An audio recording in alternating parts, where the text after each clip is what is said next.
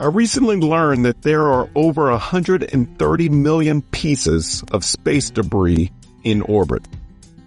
This type of junk is making it increasingly dangerous for space shuttles and satellites to accomplish their missions. Interestingly enough, we have similarly junky conditions in our work environments as we take on our missions every day. Except the space debris is called distractions. Distractions, and millions of distractions are everywhere, and they prevent us from doing our best work. How can we prioritize deep and focused work? How can we embrace and also respect the need for quiet work? We'll answer those questions when we come back.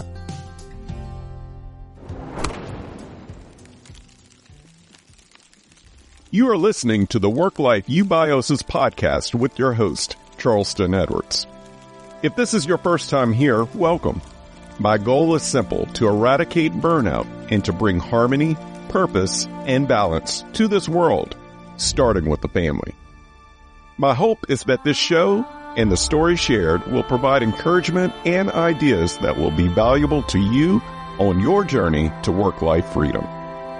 So let's dive in to today's episode.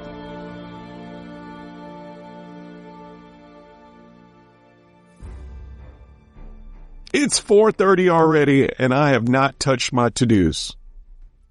Where did the day go? How many times have you said either one of those statements? I know I have. Either I've been in too many meetings or got caught up in multiple email chains, internet browsing, sidetracked by text or social media or online chats. And as a work-from-home parent, sometimes it's my kids or chores that's gotten the best of my attention. By 4:30, my guilt is very real. I am usually angry at letting the day get away. And I have fallen yet again to distraction. Distraction is the mortal enemy of productivity. It's also the enemy of living on purpose. There are 3 deficiencies that prevent us from being focused. That is, lack of focus. Number 2, lack of boundaries. Number 3, lack of simplicity. So, before we get into the ways of being more focused and productive, let's break down these deficiencies, starting with the lack of focus. One of the primary culprits of wasted days is the myth of multitasking. We are not omnipresent like God. We don't have the ability to be in multiple places at the same time. It's scientific proof that our brains cannot think about 2 things at the same time. Every day, there's a belief that we can supernaturally return emails promptly, be available in chat or text, work on a proposal, pick up a random call, participate in a meeting, all at the same time. All of that is not multitasking. It is context switching. And every time we context switch, it takes even more time to get back into a state of flow of whatever we were working on. To add on to that, most of our inboxes are bigger than the Bible, and the weekly meeting schedule looks like an extrovert's dream. We are like dogs that see a squirrel on a walk in the park. How can we ever imagine that work can get done between 9 to 5 under these conditions? Multitasking is not the answer. Though we think we are multitasking, is context switching or monotasking at its best, which is the great ability to go back and forth on multiple projects at the same time. However, we are not being productive when we're doing that. The solution is to focus on one thing at a time, eliminating all other tasks until the primary project is complete. Number 2, lack of boundaries. We live in a society that puts pressure on us to achieve and succeed at all costs. To fit into the endless race, we have to juggle the overhead of multiple collaborative projects, the routine internal administrative minutia, and play dodgeball, as mentioned earlier, with the myriad of communication alerts all day long. Our work devices are meant to make sounds, send alerts, and remind us to pay attention to the messages on the device. Though we may be off the clock, our phones keep us tuned in to the 24/7 messages. And many of us have the luxury of working remotely, which often blurs the lines of life outside the work. Though I love the autonomy and flexibility of tasking between work and home and kids and all the above, I still need boundaries to protect each part of my domains. And so do we all. So that leads to number 3, the lack of simplicity. Before we rush to get into the golden nuggets of focus without distraction, I want to debunk the word productivity. Is checking off the list really productive? Only you can answer this, but I would encourage you to get to the why behind the project or business so you can get to the simplest path of success. Being busy is not productive. Being impactful is productive. We tend to overcomplicate our endeavors, and we feel the need to do everything that society tells us to do. But we don't have to be on social media. We don't have to send that email or even read every email. We don't have to be in every meeting. We don't have to show up for everything. We only have to look at the target result and find the path of least resistance to get there. Imagine this. Imagine if your list only had one thing on it per day. Odds are that the list would get completed. Odds are you would be less stressed. Odds are you would find a deeper satisfaction and fulfillment in the simplest way of meeting your goal. This episode is brought to you by Own Your 5 to 9, an organization committed to freeing families of the rat race and burnout. Every organization has a leader, mission, and a set of values that drives the organization. But this is commonly missed in the most important organization in the world, the family. An organization has one mission for how it will impact the world. Why not the family? An organization goes into strategic planning routinely to align its values, mission, and projects. Why not the family? Whose Home, a strategic planning guide for families, is a workbook and a tool needed in all households. Whose Home takes a strategic planning approach with 10 guided exercises to define your core family values, family mission, and tools to operationalize how your family does life together. If your family is facing a big decision, Whose Home is for you. If you're considering a career pivot, Whose Home is also for you. If you desire more intentionality and harmony in your home, Whose Home is for you. Create a healthy culture, not a hustle culture, at home. Visit ownyour5to9.com to claim your copy today.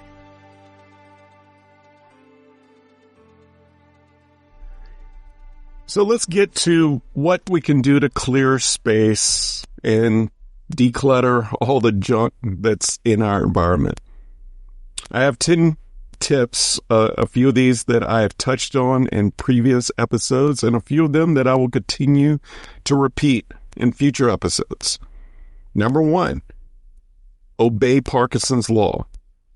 Before applying any productivity system, I would encourage you to define your desired time allocation for the entire week and the entire day. Is it 20 hours? Is it 40 hours? Is it 4 hours? Is it 6 hours? Know the time that you're allocating, and then define what that looks like for your day. Unless you're a full-time employee who is required to put in 40 hours a week and 8 hours a day, this process is to outline your ideal work time. Parkinson's Law is the philosophy that compresses and reduces time. The same amount of work can get done and naturally pushes you to focus on the top priority and eliminate everything else on the list by deleting it, delegating it, and or automating it. Number 2, day batch. The day badging technique is built for simplifying your to-do list into categories or into themes. To apply this, choose one thing or theme to focus on per day. Also, choose an activity that frequently reoccurs on your calendar. It could be writing, recording, reconciling, or creating content. It may be conversations or coaching. Allocate it to just one day in a week. Badging is a way to get ahead, and it releases decision fatigue in the future. Number 3, time block. This is my favorite technique to apply on top of badging and Parkinson's law. The first step to exercise time blocking is to book in the day and weeks for planning and organizing. It could be 30 minutes up to an entire day. 30 minutes on the front end of the day, 30 minutes on the back end of the day. 30 minutes on the front end of the week, 30 minutes on the back end of the week. This method is also used to block 90 minutes at a time throughout the week to get into flow for major projects. Time blocking works best when it overlaps your peak energy times.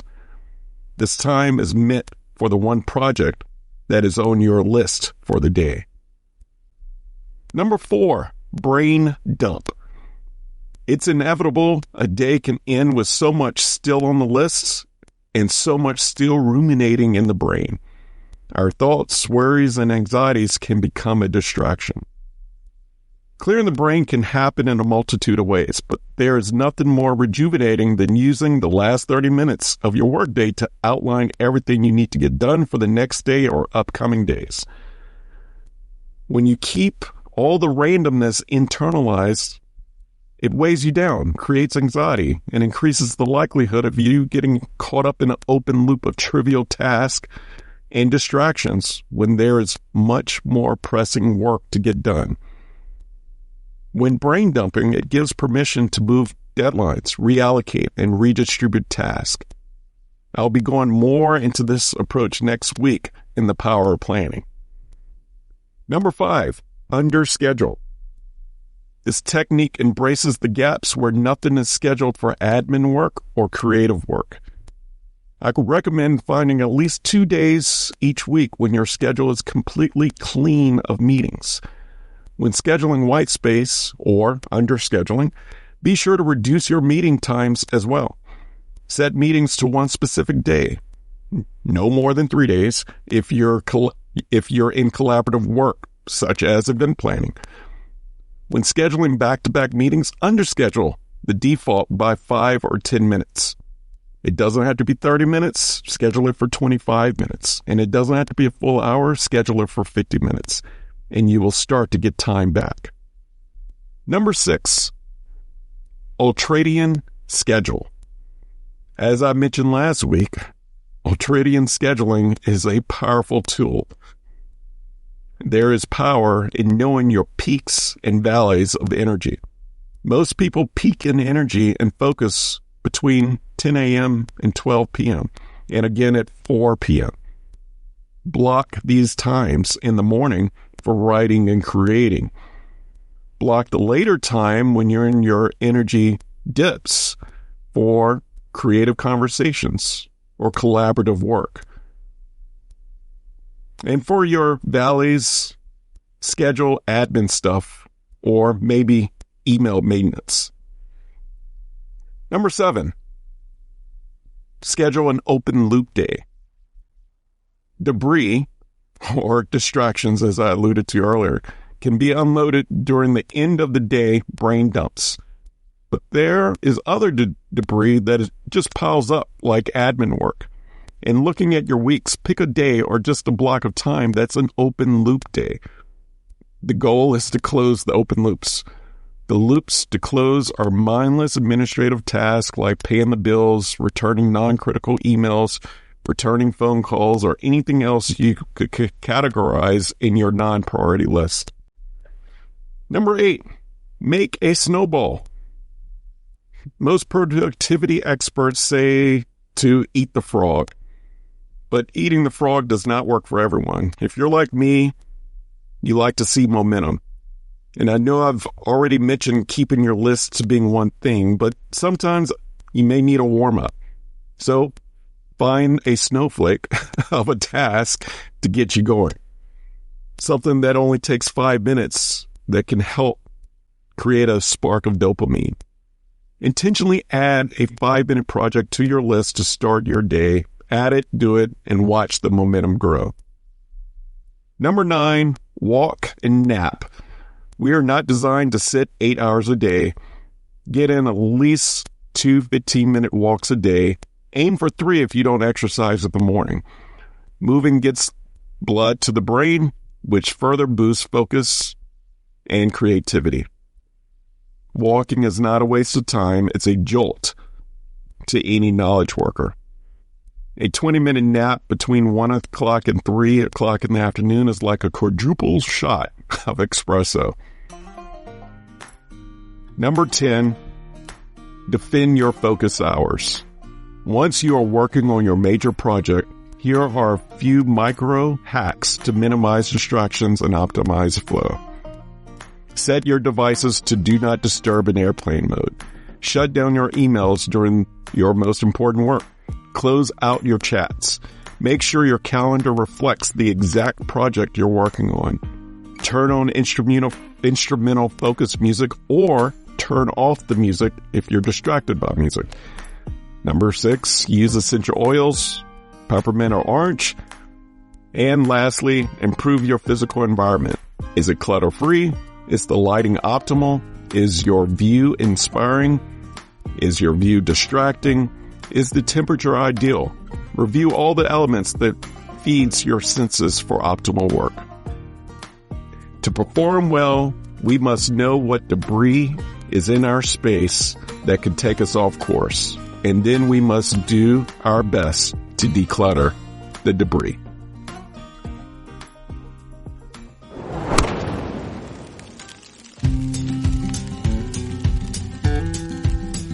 Thank you for listening to the Work-Life Eubiosis podcast, part of the Work-Life resources created by Own Your 5 to 9.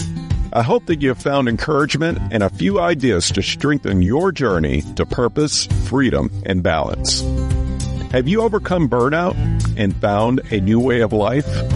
Millions around the globe are still at the risk of burnout and losing it all. And your story may be the one that sparks not only a dream, but action. Visit ownyour5to9.com for more information and submit your story. While you're there, join the Work-Life Eubiosis newsletter and receive additional resources weekly right to your inbox. If you enjoy this podcast, take time to subscribe, rate, and leave a review. Share it with a friend or loved one. Remember, the most important organization in the world is the family. Let's do our part to strengthen it. Thank you for listening.